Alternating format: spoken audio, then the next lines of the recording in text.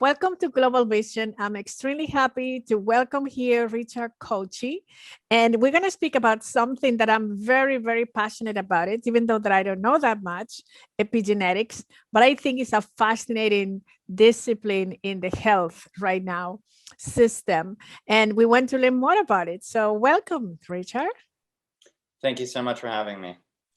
So tell us, how do you went into the field of epigenetics? How you get there? So I took a bit of a circuitous route, actually. After finishing undergrad, I was working for a bioengineering division at the Department of Energy. And I was studying how circadian rhythms occur in cyanobacteria. And so these are single-celled organisms in the ocean, and they respond to light-dark cycles. And it turned out that part of that response tied in with supercoiling of their DNA, which meant that there was this sort of extra structure in addition to the genetic code that was playing a role in the regulation of these cycles. And from there, I started studying mammalian epigenetics, and I realized that there was this degree of complexity that I hadn't realized existed. And it was at that point that I applied to programs to study it and to focus on it, in particular in the cancer space, where there were many different applications and implications coming from epigenetics. And what is exactly epigenetics? How you will define your own definition of epigenetics? So epigenetics, yeah, there's still some arguing about this in the field, but for the purposes of my work, and for most people, epigenetics is the heritability of gene expression, or the heritability of a phenotype that's not dependent on the underlying genetic sequence. And so I think one of the best examples that we can use to illustrate this is looking at a fertilized egg or a zygote, and all the different divisions, cell divisions that form eventually the diverse range of cell and tissue types that we see in the human body. But each of those cells has the same genetic blueprint, right? The same genetic code. And so using epigenetic state, we can determine which set of instructions are given to which cell type. So some cell divisions will result in tissues that eventually become bone or blood or the nervous system, etc. And so it's used to either activate or repress areas of the genome that allow for the selective and heritable gene expression. And how epigenetics has contributed lately in the medical field, because there is so much talking about it right now. Why? Right, yeah, so there are many different ways in which it's contributing. I would argue that we still have to prove ourselves on a few fronts, but we've simultaneously reached several different milestones these past few years. Most importantly, in my field anyway, within oncology, you can see that we're using epigenetic state not only as a marker of tumor progression or resistance to therapy, but also as a means to attack tumors, looking for a therapeutic window that exists within the epigenetic state of various tumors. And so we can use drugs that either directly modify the epigenome or change factors that then modify the epigenome. And so within my sphere, there are a number of clinical trials looking at modifiers of the epigenome and what effects they may have on either on tumor genesis or response and resistance to therapies, and how we can track tumor growth. And there are a lot of tie-ins with oncology right now.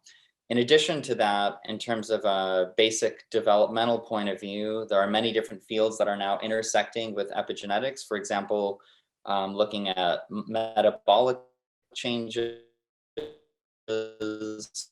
and how they affect the epigenome, and that into a number of different fields in and of itself.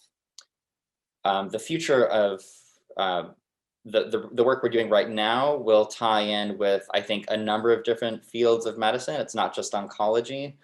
But simultaneously, we're at a stage where we're just starting to gather more information and more detailed information, for example, on the sort of single cell architectures that exist within our bodies. And that's helping us decipher where epigenetics plays a role, and importantly, where it doesn't play a role. And can you explain us a little bit more of your area of study and what is your objective? And I mean, why you are passionate about it? Right. So because this area is one that, while not entirely ignored, we didn't have the technology to explore it for many decades. And so all of that has changed in the past 10 to 20 years when I got involved in this field through the technology developments of some really creative people, chemists and biologists and physician scientists who've been working very hard to get us more and better data. And with that data came this new understanding of some of the underlying complexities of both normal development and tumorigenesis. And so for my own work, I'm passionate about two main areas of development which have seen a lot of activity in the epigenetic sphere recently. One is in leukemia development, so both the initiation and maintenance and potential therapeutic windows related to leukemia and how epigenetic state plays a role. And the second, which is quite different, but also tied in with some of these same concepts, is the formation of extrachromosomal circular DNA species and pediatric tumors. And there, both the genetics and epigenetics is all very new because we have these sections of the genome that sort of splinter off from our linear chromosomes and form circular DNA. And we're using all the tools at our disposal from both genetics and epigenetics to understand how these circular DNAs and their epigenetic and genetic states relate to tumorigenesis. And what means exactly integrative epigenomics? Yeah, so because epigenomics tie in the sort of large-scale study of epigenetic states and phenomena related to the epigenome, because it involves so many different aspects. I mentioned everything from looking at gene expression to looking at metabolic state to the underlying genetics itself, of course. We use an integrative approach to try to understand everything as a system, as opposed to understanding just one component. And so from our end, that involves integrating lots of different resources coming from chemists, biochemists, biologists, clinicians, to try to understand either a normal or a disease snapshot as a whole integrated system, as opposed to just one component. Good. Wow, it's fascinating. I love it. I would like to ask you something. Do you believe that we could change ourselves just by our thoughts? Because there is a lot of talking about how epigenetics could change completely the information that you give into a cell towards if you think positive. So what is your take on it? Yeah, I actually get a lot of emails about this. So I have to say, I didn't realize there was such interest in the field until maybe 2 or 3 years ago when I started getting more and more emails from people interested in answering exactly that question. And this is outside of my area of expertise, but I can say that we do know that things like stress can have a very real physiologic consequence on the human body. And some of those changes, some of those physiological changes will have changes in epigenetic state, at least within your body, your somatic tissues. That I think is fairly well proven at this point. These changes in physiology, they're not surprising.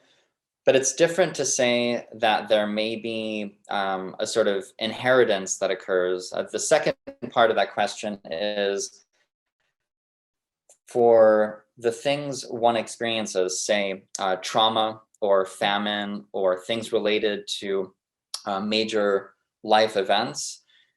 a question in the field is whether or not there can be something called transgenerational epigenetic inheritance, whereby that's passed on.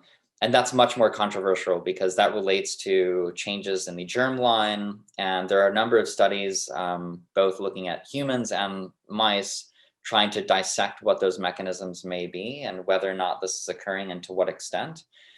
But that's still a huge open question. And I appreciate any aspect of epigenetics. So I do appreciate the fact that people are interested in this and seeing what effects this may have. But I think it's still a big open question right now.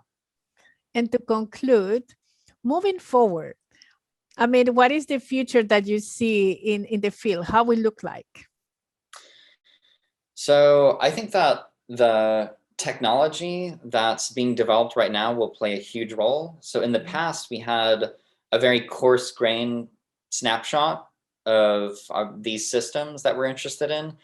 And now we're able to dissect them, in some cases, literally micro-dissect them. In other cases, use single-cell technology to collect a bulk sample and then look at the architecture within that sample. And that's allowing us to determine where and when epigenetics plays a big role. And that will help us decipher where there's a role, for example, in the onset of tumor genesis, where there might be a therapeutic window, where resistance is occurring within a tumor. And so I think it's really the combination of new technologies with some of the hard-earned bench science that's been developed over the past several decades. And I think that will help us define the future of epigenetics. Wonderful. So thank you so much for spending your time with us and just educate us. I think it was really amazing to listen to you. And it just gave us so much hope about the future of health and how our lives will move forward with all these studies and people like you dedicated to continue to learn more about the human body and see how we could improve our health overall. I'm very hopeful for the future as well. Thank you so much for having me. Thank you so much.